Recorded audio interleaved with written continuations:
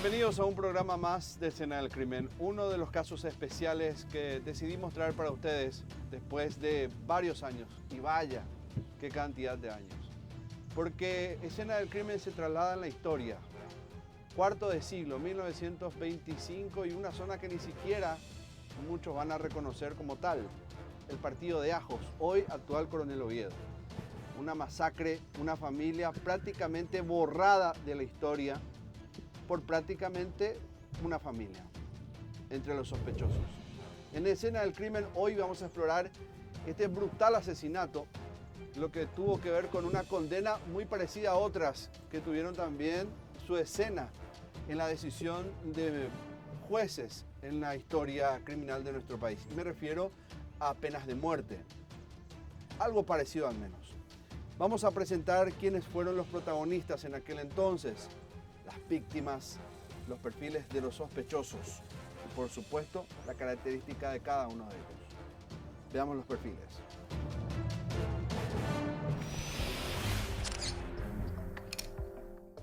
Perfiles. Víctimas. Nombre: Miguel Gauto. Nacionalidad: paraguaya. Profesión: agricultor. Domicilio: Plácido, Partido de Ajos. Nombre: De la Cruz Gauto. Nacionalidad: paraguaya. Profesión: ama de casa. Domicilio: Plácido, Partido de Ajos. Nombre: Juliana. Edad: 8 años. Nombre: Angelina. Edad: 7 años. Nombre: Juan Miguel. Edad: 6 años. Nombre: Marciana. Edad: 5 años. Nombre: Daniela. Edad: 2 años. Única sobreviviente: Edelira. Edad: 3 años.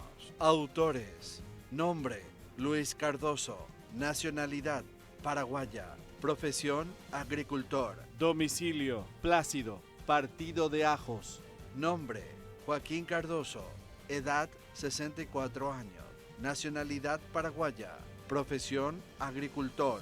Domicilio: Plácido, Partido de Ajos. Nombre: Saturnino Cardoso. Edad: 45 años, alias Tuní.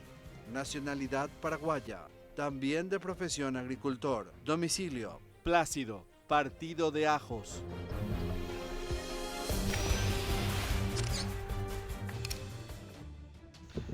En 1925 una familia comenzaba a prosperar. Esa era la familia Gauto, compuesta por Miguel de la Cruz, su esposa, y sus 6 hijos. Todos eran chiquitos. Esta es la historia que vamos a empezar a contar en el qué pasó. La crónica que probablemente sea la más sensible de todas.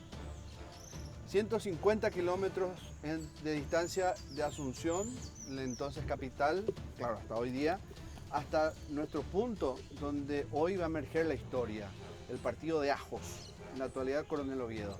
Ahí, más o menos a las 3 de la mañana, Miguel se levantó para ordeñar como todos los días su vaca lechera, pero algo más iba a suceder. Habían extraños en la casa.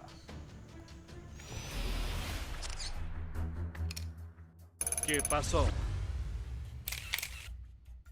En la tranquila comunidad de Plácido, ubicada a varios kilómetros de la ciudad principal, las casas de adobe y paja se alineaban a cuadras, registrando tiempos antiguos. Entre estas casas, la familia Gauto vivía en un modesto rancho donde criaban a sus 6 hijos. En el primer cuarto del siglo XX, el pequeño pueblo de Ajos se vio sacudido por un descubrimiento escalofriante.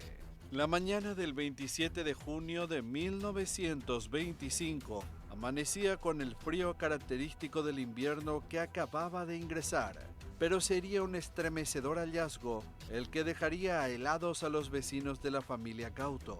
Aunque era el precario rancho donde Miguel y de la Cruz criaban a sus 7 hijos, era la típica de los agricultores de la zona, con adobes, tacuaras como vallas y el techado de paja, al fondo una pequeña letrina.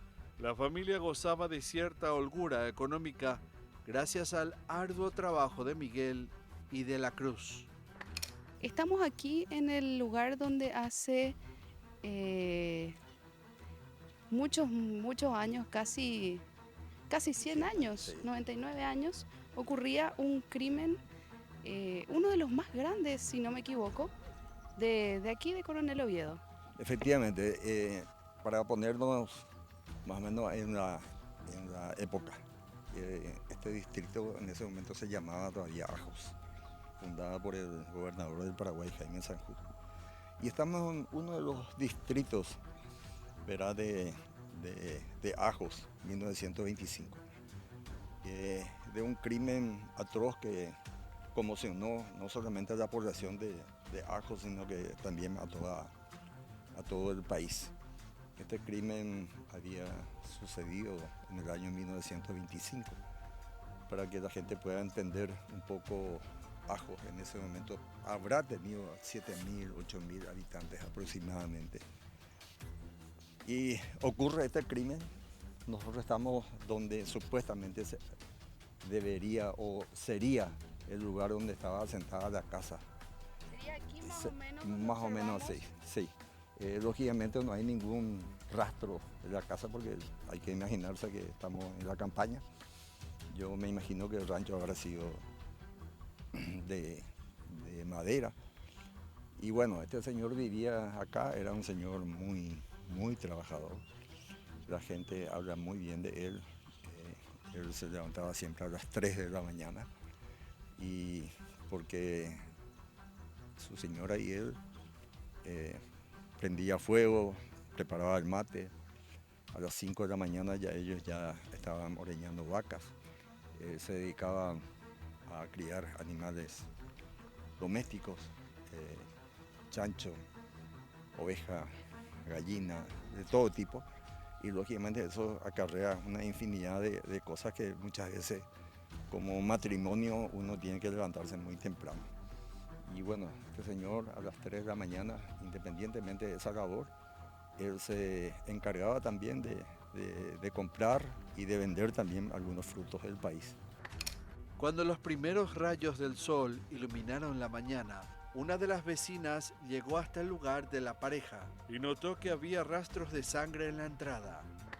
¿Cómo se enteraron? Porque había una señora que siempre venía a retirar leche. A retirar, eran gente que se dedicaba al trabajo y había gente que venía a comprar leche de ellos y viene una criatura a llevar la leche y entra, empieza a golpear la mano y a decir buen día, nadie le contesta, entra en la pieza y se encuentra con un mar prácticamente de sangre. Lógicamente va a avisarle a su gente y enseguida justamente la comunidad se congrega en este lugar.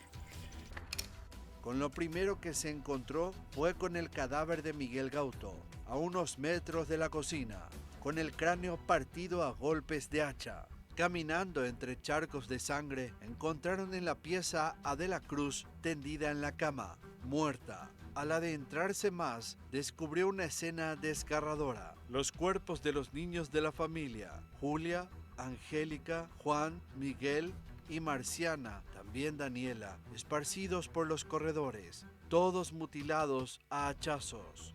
Los vecinos afirmaban que algo sobrenatural o sobrehumano se había posado sobre aquella casa. Amanecemos en el mes de junio del año 1925 y él se levanta lógicamente temprano. A las 3 de la mañana se levanta el señor, empieza a prender fuego y en ese momento había uno de las personas que había participado del crimen que siempre venía también. Y entonces, buen día y buen día. Ya cayó. Y al entrar a ella recibe ya supuestamente un mazazo con hacha, otros dicen que con machete. Y ahí lógicamente la señora despierta. Es decir, llama la atención, ella estaba despierta y ahí empieza ella a reclamar a Nina, don fulano Seyucati.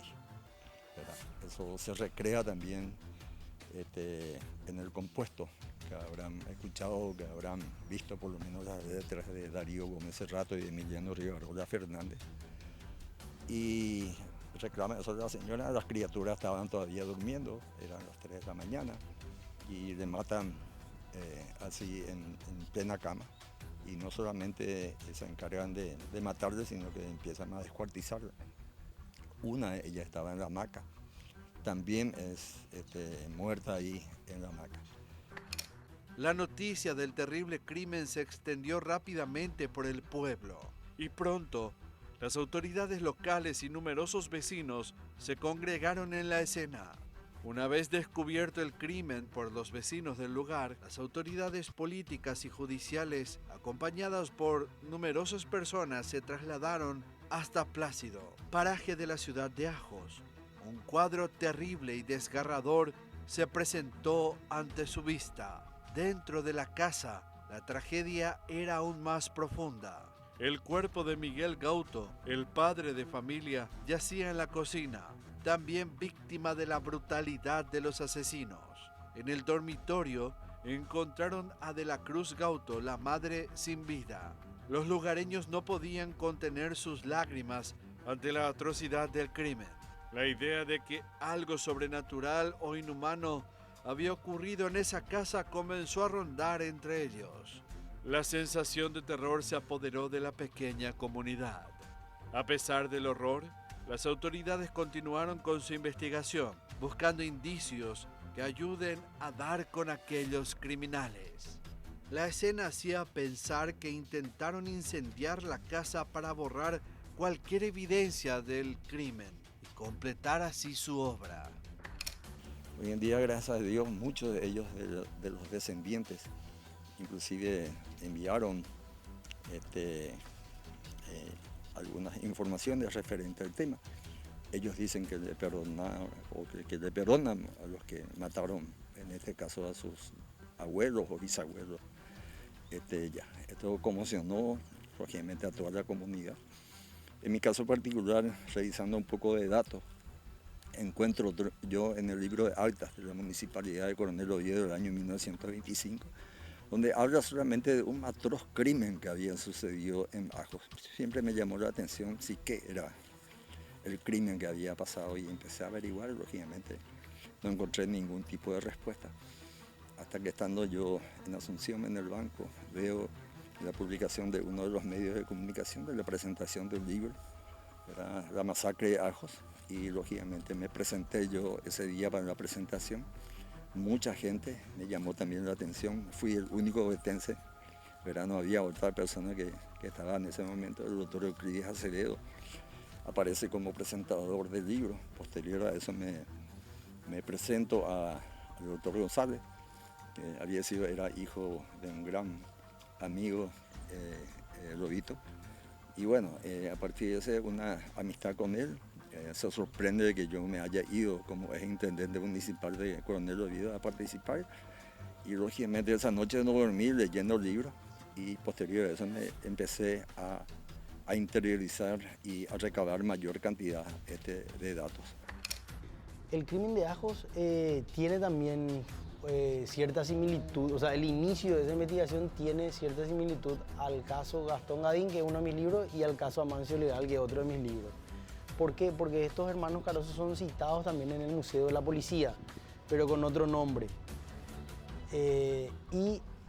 También hay un error ahí histórico que habla de que terminaron con los días de la familia Celaya, y en realidad era la familia Gauto. Entonces ahí comenzó tipo esa chispa así de curiosidad, y eso me llevó también a la Biblioteca Nacional a buscar diarios de la época, porque era un crimen ocurrido en el interior, en la zona de Ajos, hoy Coronel Oviedo. Es un crimen sensacional, así como el caso A Sangre Fría de Truman Capote, de dos hombres que entran a una casa y terminan con la vida de toda una familia.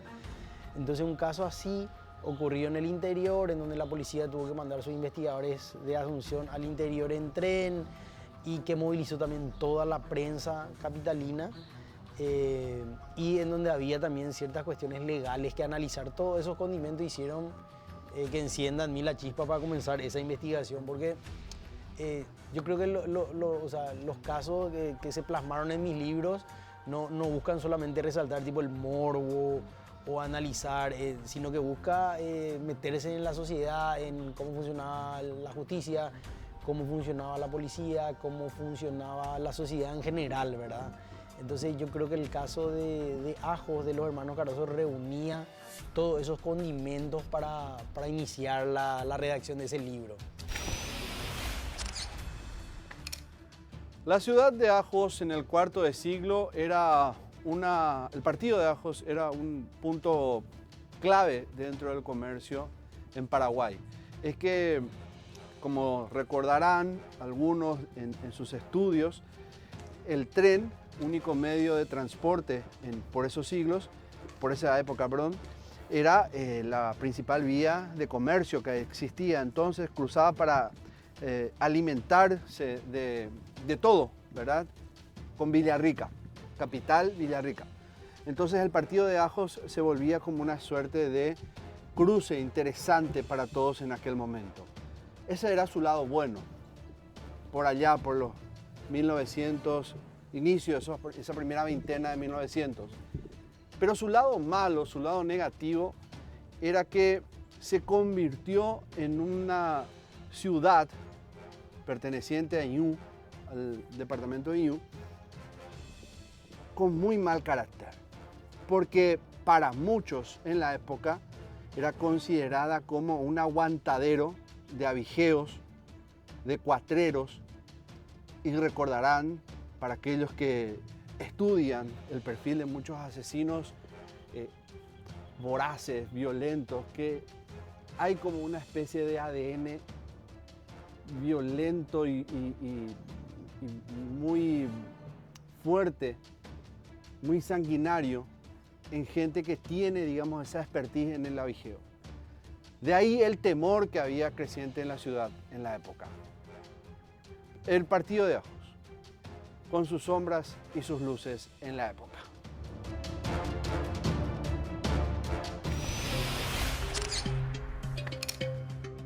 Ajos. Hoy en día estamos en Pindote. Pindote se llama una de las compañías de Coronel Oviedo. Estamos, a pesar de que en la crónica, en este caso de los diarios y asimismo también el parte, habla de Plácido. Para que la gente pueda entender, nosotros estamos de Plácido, aproximadamente como a 500 metros del lugar donde comienza la compañía Plácido, y este realmente es Pindote. Pero con el correr del tiempo la gente, o por lo menos la gente antes lo llama Achita, porque supuestamente fue con hacha, ¿verdad? Que había matado y había masacrado a toda esa familia.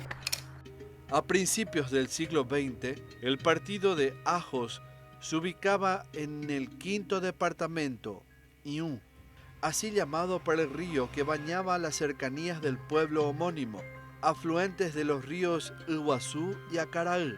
Este departamento se dividía en varios distritos, entre ellos Ñuble, la capital, junto con Ajos, Carayao, San Joaquín y Caguazú, según la ley del 25 de agosto de 1906. La división territorial de la región oriental seguía un esquema que incluía departamentos, partidos y compañías. Asunción, aparte, se dividía en secciones policiales. El Poder Ejecutivo tenía la facultad de crear comisarías policiales y definir el número, límites y nombres de las compañías a solicitud de los delegados departamentales.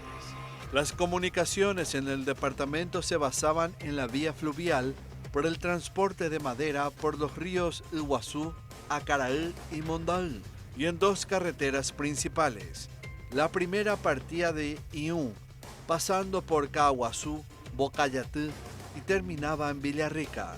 La segunda ruta también partía de Ñuble, pero pasaba por San Joaquín, cruzaba la cordillera y llegaba a Carayao, Ajos, Itaitú y terminaba en Villarrica. La cercanía con el cuarto departamento permitía a los habitantes de Ajos acceder al ferrocarril, importante vía de comunicación que atravesaba el territorio departamental, pasando por la Azucarera, sobre el río Tebicuarumí y la estación Borja. Por aquellos tiempos, el partido de Ajos tenía una reputación poco favorable, como se reflejaba en las crónicas policiales de los periódicos de la época, que mencionaban crímenes atroces, robo de ganado y cambios frecuentes en el jefe político local. El libro Yo anduve por aquí, de Mario Jaley Mora, describía la mala fama legendaria de Ajos, considerándola poco más que una aldea de frontera, más allá de la cual se extendía un inmenso bosque hasta el río Paraná. Era tierra de malevos y refugio de fugitivos que se escondían en los ranchos de la selva.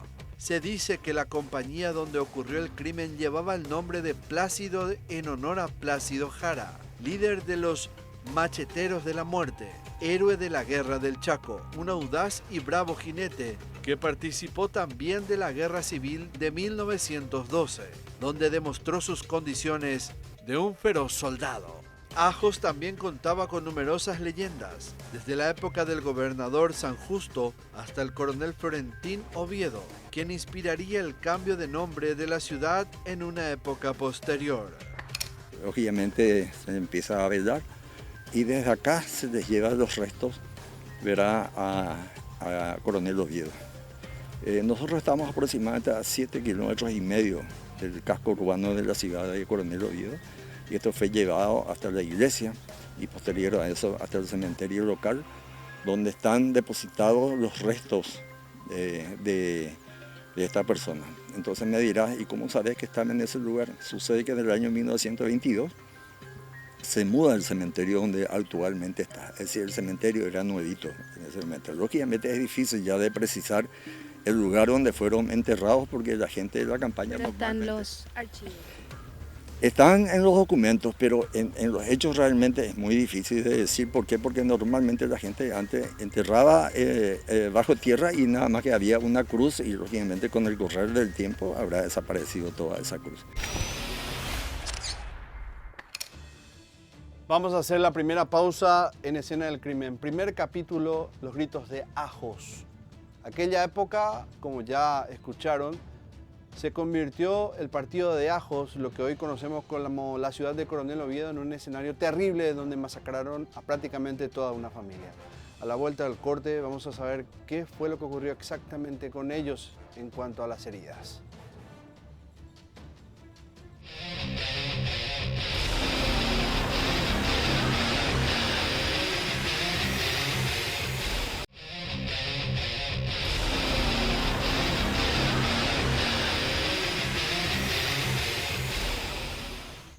Después de ese tremendo hallazgo y violento, por decirlo así, en términos de sensaciones que tuvo la vecina,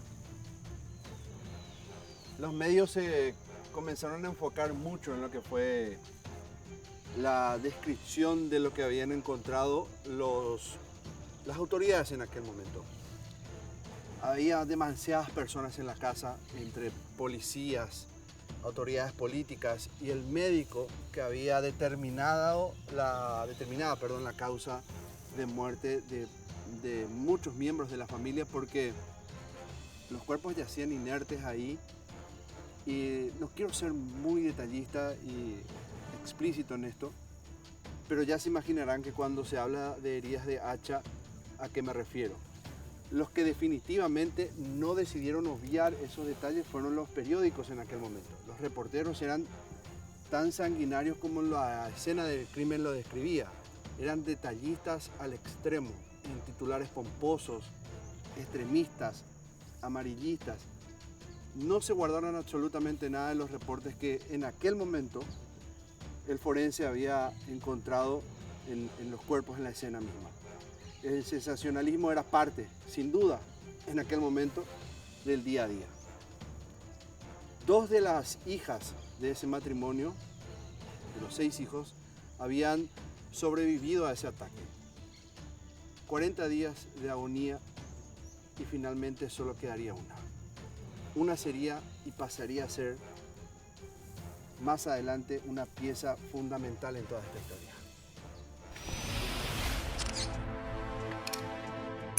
Heridas que hablan. Las víctimas fueron asesinadas de una forma atroz. Todas recibieron múltiples heridas de machete, hacha y otras armas blancas. El jefe de familia, Miguel, recibió un machetazo en la sien que lo dejó prácticamente muerto. Su cuerpo presentaba 6 graves lesiones. La primera herida cortante y penetrante de 15 centímetros de longitud que partía desde la región cigomática derecha, extendiéndose hasta la órbita del mismo lado frontal izquierdo, hasta la región parietal. La segunda herida cortante de la misma naturaleza y dimensión en la región occipital, línea media, parte superior. La tercera herida cortante profunda partía desde el ángulo de la mandíbula inferior de 10 centímetros de longitud, extendiéndose hasta el lado posterior al cuello, afectando transversalmente el músculo externo ergolomastoide y por ende las arterias y venas carótidas del lado derecho. La cuarta herida cortante y penetrante en la cavidad cerebral de la región occipital formó un ángulo en la segunda herida. La quinta herida cortante y profunda de 25 centímetros de extensión partía íntegra y longitudinalmente al esternón, dejando al descubierto órganos alojados en la cavidad torácica. La última era cortopunzante y penetrante, de 10 centímetros de longitud, presentaba en el reborde intercostal anterior izquierdo. De la Cruz Gauto, esposa del señor Miguel, presentaba en total 7 lesiones. La primera cortante, horizontal, de 12 centímetros de longitud en la región frontal media, penetrando hasta el hueso cerebral. La segunda cortante profunda de 15 centímetros de longitud, que se extendía inclinadamente desde la región mastoidea hasta la región facial lado derecho, partiendo en su trayectoria hacia la parte media de la oreja. La tercera, cortante y profunda, de 7 centímetros de longitud y 12 interior en el antebrazo izquierdo, llegando hasta el hueso. La cuarta, cortante en la misma naturaleza, dirección y situación. La sexta, una herida cortante de 8 centímetros de longitud, formando paralelo con las dos últimas. La sexta, cortante con amputación total del brazo izquierdo. La séptima herida cortante y profunda de 25 centímetros de longitud, que parte inclinadamente de izquierda a derecha en la región torácica. Daniela, la menor de las hijas, presentaba una herida cortante y penetrante en la cavidad craneana de 12 centímetros. Otra herida cortante y penetrante de 10 centímetros de longitud que se extendía inclinadamente desde la región mastoidea hasta el cuello lateral izquierdo, afectando las arterias carótida anterior. Una herida cortante y profunda desde la región umbilical hasta la cara externa del antebrazo derecho. Otra cuarta herida cortante de la misma naturaleza desde el glúteo izquierdo, extendiéndose hasta la cara posterior e inferior de la región femoral del mismo lado. Marciana Gauto, de 5 años, recibió una herida profunda de 12 centímetros de longitud que se inclinaba desde la sien izquierda hasta la región frontal superior derecha. Juan Miguel, de 6 años, presentaba una herida cortante penetrante transversal de 18 centímetros de longitud, que partía desde la región frontal, hiriendo en su trayectoria el ojo izquierdo hasta llegar al ángulo del maxilar inferior. Otra herida cortante profunda de 10 centímetros de longitud, que se extendía desde la sien izquierda hasta la región occipital, línea media. 42 días de agonía. 2 niñas de 3 y 7 años sobrevivieron al brutal ataque de la familia Gauto, aunque una de ellas en un estado más grave que la otra. Por la gravedad de sus heridas, parecía un verdadero milagro que estuvieran vivas, pero lamentablemente solo una de ellas iba a ser la sobreviviente. La mayor, Angelina Gauto, presentaba un enorme tajo en la parte frontal izquierda de la cabeza, hasta la región parietal del mismo lado. El corte le partió la caja craneal y alcanzó la masa encefálica.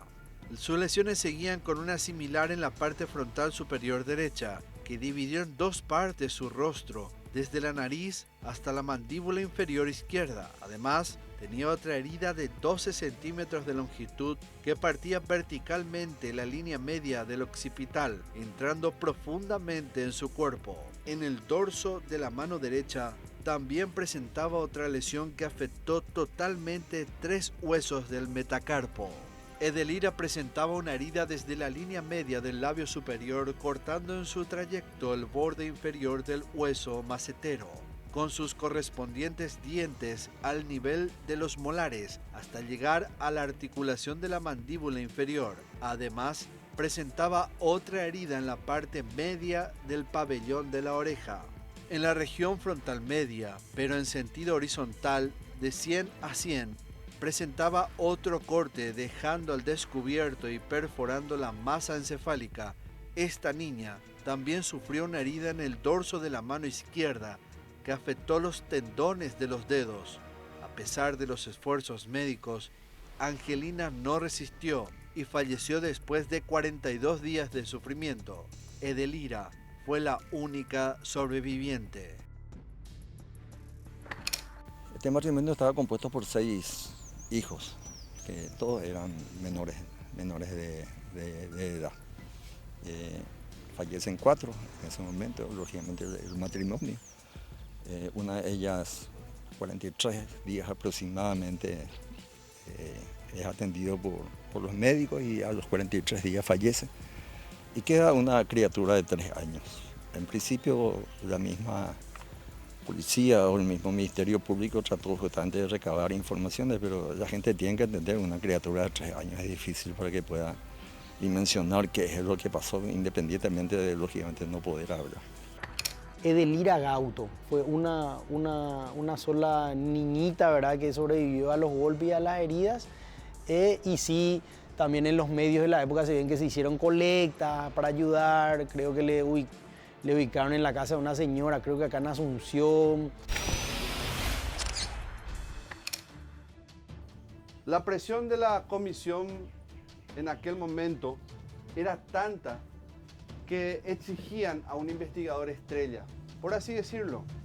Era un hombre que tenía que tener la expertise en aquella época para investigar un crimen tan atroz como el que había ocurrido en la época. Y ahí salta el nombre de Elías Meaurio, un policía de investigaciones de Asunción que es convocado, elegido, él y sus hombres, para trasladarse en tren desde la capital hasta Villarrica, que era el otro punto, la otra estación hasta donde iría el tren, y ahí finalmente desembocarían para comenzar las investigaciones. Imagínense, cuarto de siglo, con poca ciencia forense en aquel momento, pero con una mente brillante para comenzar a recabar datos. Y hay demasiadas cosas que a él no le cerraban en aquel momento. Detiene a los hermanos Cardoso y decide trasladarlos en tren hasta lo que sería el momento o el punto de su detención, que era la cárcel pública. En ese trayecto ocurriría la primera luz de la investigación, una confesión, la de uno de los hermanos, Saturnino.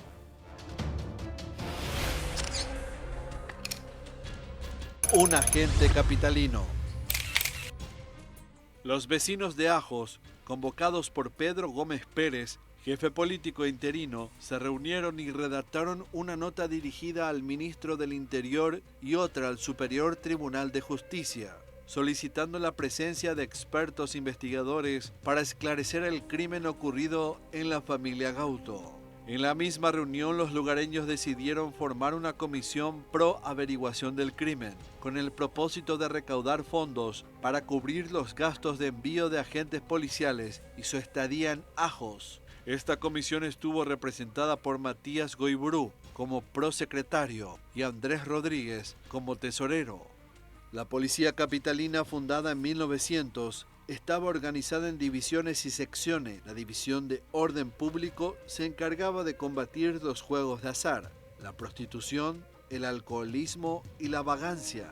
Había también una sección de control, una división de asuntos legales, una de seguridad que incluía el Batallón de Seguridad número 1 y el Escuadrón 1, y la división de investigaciones, especializada en la resolución de crímenes. Su primera denominación fue Comisaría de Pesquisa. Luego Comisaría de Investigaciones. Estaba sobre la ex calle Buenos Aires número 25, en una antigua casona. Estaba dividida en 3 secciones: la de orden social, encargada de la gran mayoría de crímenes; la sección técnica para robos y hurtos; y la política, encargada de la custodia de agrupaciones políticas. La respuesta a la petición de los vecinos fue rápida. Carlos Ayala Torales, jefe de investigaciones, designó a un experimentado investigador para dirigirse a Ajos y esclarecer el crimen. En la segunda semana de julio, un equipo encabezado por el agente de investigaciones Elías Meaurio partió de la capital hacia Ajos, generando grandes expectativas entre la población. Los medios de prensa lo describían como un hábil y audaz investigador. Sí, por eso que tenemos que ubicarnos en el contexto, ¿verdad? Y en el lugar, ¿verdad? En donde ocurrió, ¿verdad? Y me imagino que la justicia penal de esa época tenía también sus herramientas, ¿verdad? Para sus investigaciones. Como te digo, la policía tenía que ir de acá en tren. El policía que fue a investigar se fue acá en tren, llegó, se hospedó unos cuantos días. Anda a saber qué discrecionalidad también, la discrecionalidad de la cual gozaba, ¿verdad? O sea, llegaba acá, bueno, vos me acompañás, yo tengo que ir a justificar mi trabajo también. Él como que tenía la obligación de resolver el crimen también, ¿verdad? Entonces no podía ir con la mano vacía. Bueno, acá para mí fue acá fue el otro y así. Entonces como que a ciencia cierta no sabemos, ¿verdad?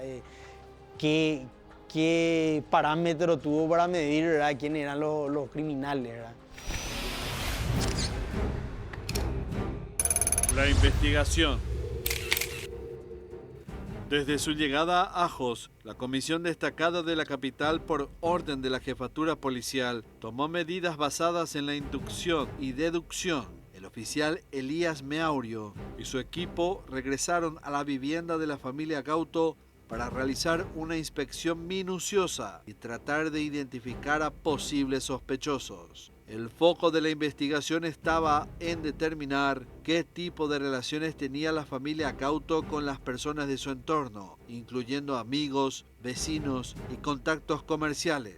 Al principio la policía consideraba que el móvil del crimen podría ser el robo. Esta teoría se basaba en que el día anterior al asesinato múltiple, Miguel Gauto había vendido productos agrícolas y ganado, regresando a casa con una considerable suma de dinero, mientras que su hijo Luis estaba ahorrando para un viaje al Alto Paraná, como había comentado su esposa a una vecina horas antes del crimen. Un día antes supuestamente había vendido tabaco. No hay que olvidar que Ajos, el Coronel Oviedo, se caracterizaba por la plantación y la producción del tabaco, y de igual manera también había vendido en esa ocasión también algodón, y también había vendido algunos animales, en este caso animales vacunos. Como normalmente en la campaña, no siempre cuando uno vende recibe en el momento el dinero, siempre hay un compromiso otra vez de que debería de pagarle 1 o 2 días después. Esto llamó un poco la atención, en este caso, de la gente, que supuestamente había tenido mucha plata por lo que había vendido los productos del agro y de igual manera también por los ganados vacunos. Sin embargo, la brutalidad de los crímenes parecía desproporcionada para un simple robo, ya que Miguel y De la Cruz eran considerados respetables y humildes habitantes de la zona. Lo que más desconcertaba a los investigadores era la ferocidad de las heridas infligidas, que parecían haber sido realizadas por alguien con experiencia en descuartizar animales. Hasta ese momento, la única testigo presencial era la pequeña Edelira Gauto de 3 años, pero su testimonio resultaba difícil de obtener debido a su corta edad y estado de salud. La pista que seguían los investigadores era un nombre. Así fue que llegaron a un joven cuyo nombre coincidía con el de un hombre que supuestamente había escuchado la conversación entre De la Cruz Gauto y su vecina, Luis Cardoso. Un vecino de la familia supuestamente estaba a solo 6 metros de distancia de la esposa de Miguel y su amiga en el momento de aquella conversación. Lo que me llamó la atención del caso de Ajos fue que va la policía, el pueblo conmocionado por el crimen, porque murieron criaturas, niños, bebés, de manera brutal, con hacha, machete, una cosa así sangrienta, que conmocionó, de hecho, hasta el día de hoy ese pueblo. Entonces va la policía, creo que en unos cuantos días, 72 horas, un poco más, le detiene a 3 hermanos, ¿verdad? 3 hermanos que son los acusados de cometer el crimen. Entonces ahí comienza tipo la primera interrogante, bueno, ¿qué elementos tuvo la policía para decir estos 3 hermanos fueron los responsables, ¿verdad? de este homicidio múltiple? Y ahí comienza la historia, ¿verdad? De notas de prensa, también cosas, documentación en archivos de los tribunales, y vamos armando el rompecabezas. Entonces la policía va y le detiene a estos 3 hermanos con ciertos indicios en su contra, ¿verdad? Como que no eran pruebas tan certeras, sino que eran indicios.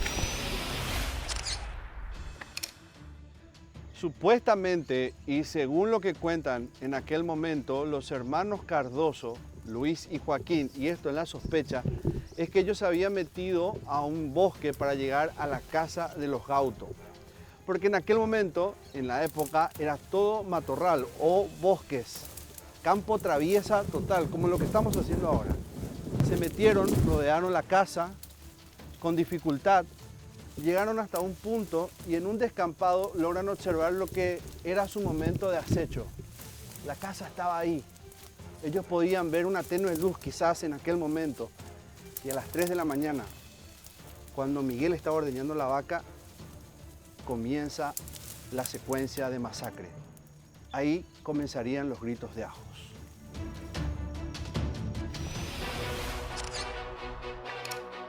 Los hermanos Cardoso. Luis Cardoso negó haber estado presente en la casa de la amiga de la esposa de Gauto el día en que se reveló en confidencia el dinero que tenía su marido, pero tampoco pudo justificar su paradero la noche en que ocurrió el crimen.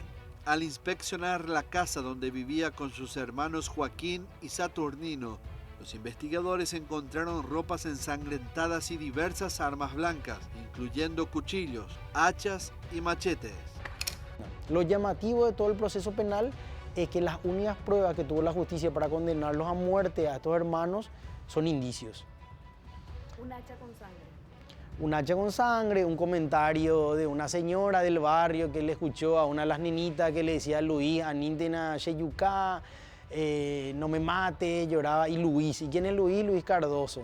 Entonces la policía tomó esa información como para, Luis, ¿y quién es Luis acá? ¿Entendés?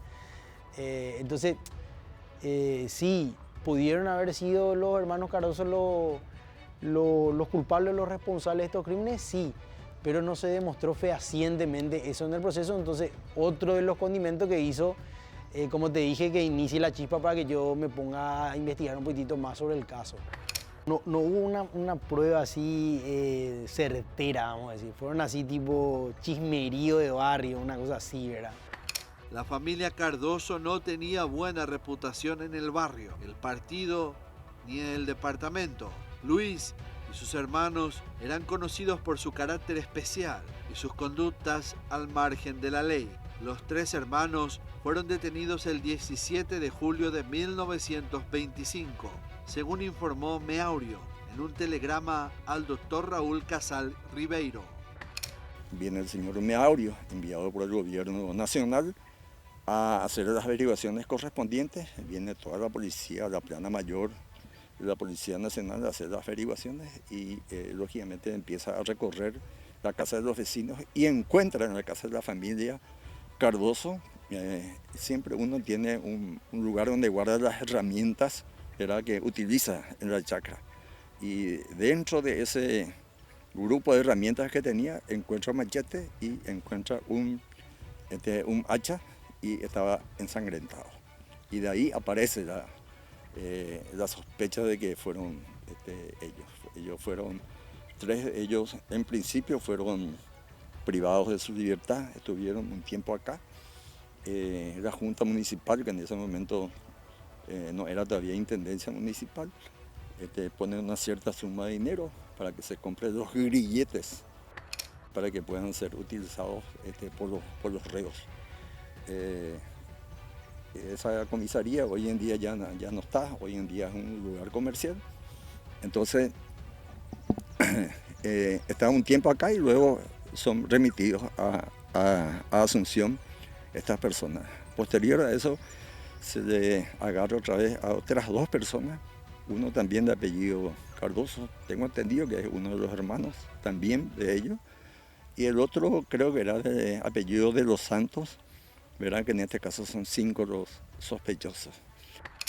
También con ellos fueron capturados otro hermano, llamado Juan Georgino Cardoso y Victoriano de los Santos. Los presuntos cómplices declararon ante el oficial capitalino que el crimen fue premeditado y organizado en la vivienda de la familia Cardoso, mientras que los hermanos negaban su participación en el asesinato. En una primera declaración, uno de los hermanos quien decidió hablar, Joaquín, sometido a interrogatorio por Meaurio, declaró haber escuchado pedidos de auxilio en la madrugada que provenían de la casa de unos vecinos. Al asomarse a la ventana de su casa, vio a su hermano Saturnino salir de la casa de la familia Gauto, manchado en sangre, con un machete también ensangrentado.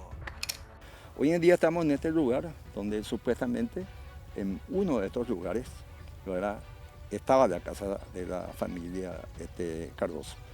Los lotes son de 70... Familia Gauto. La familia Gauto. Los lotes son normalmente 75 metros por 800.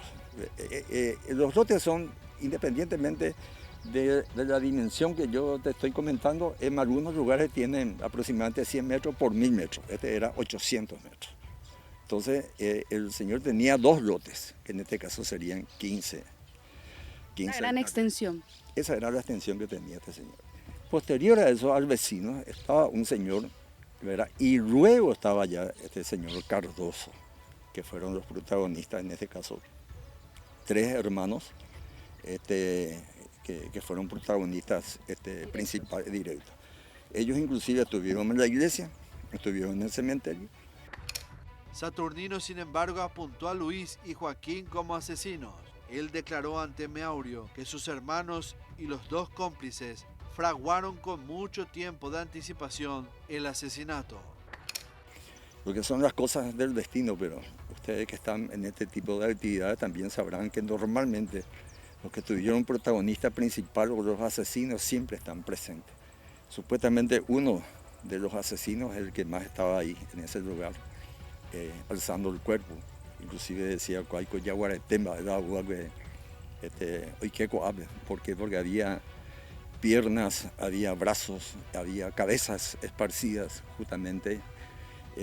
Fue realmente algo macabro, verá lo que había sucedido. Ese mismo día, los vecinos congregados en comisión y en vigilia constante exigían que los 5 detenidos fueran ejecutados en la plaza pública como castigo ejemplar por el crimen que se los acusaba. La exaltación popular se reflejaba en los medios de prensa.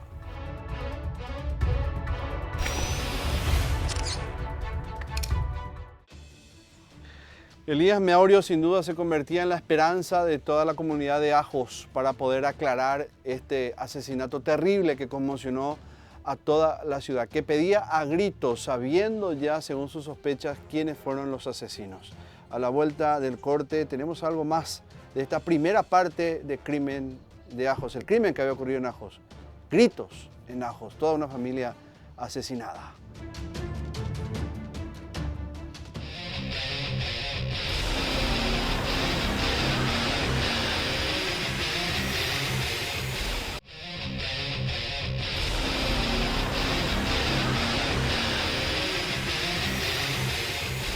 Elías Meaurio era el investigador electo por la policía para llevar adelante el proceso policial judicial en esta ocasión.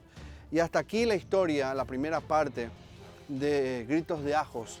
Este atroz crimen ocurrió en el primer cuarto de siglo en Paraguay. Tiene envuelto una serie de situaciones y tramas que ponen a dos familias en esta historia como protagonistas. Una prácticamente extinta por la violencia y una masacre. Y a otra como protagonista de ese terrible homicidio y bajo sospecha y a punto de ser linchada por todo un pueblo.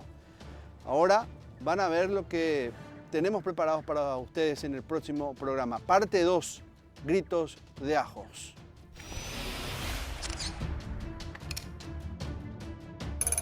En el siguiente programa. En 1929, cuando habían transcurrido 4 años de la masacre, los hermanos Joaquín y Luis Cardoso fueron juzgados por el brutal asesinato de la familia Gauto de Ajos. Uno de ellos no llegaría hasta el final de la resolución judicial. El juicio fue ampliamente seguido por la prensa y la sociedad, que exigían justicia por el horrendo crimen. La pequeña Delira, sobreviviente de la masacre, fue un símbolo de la tragedia. El juicio culminó con la condena a muerte de los hermanos Cardoso. Se preparó una ejecución pública en la cárcel de Asunción, con un parapeto de bolsas de arena y funcionarios del registro civil listos para recibir los cuerpos. Sin embargo, momentos antes de la ejecución, algo sucedió. Esta decisión causó desconcierto entre los presentes. El caso de los hermanos Cardoso se convirtió en un hito en la historia criminal del Paraguay, marcado por la brutalidad del crimen, el impacto en la sociedad y la inesperada resolución de una pena de muerte.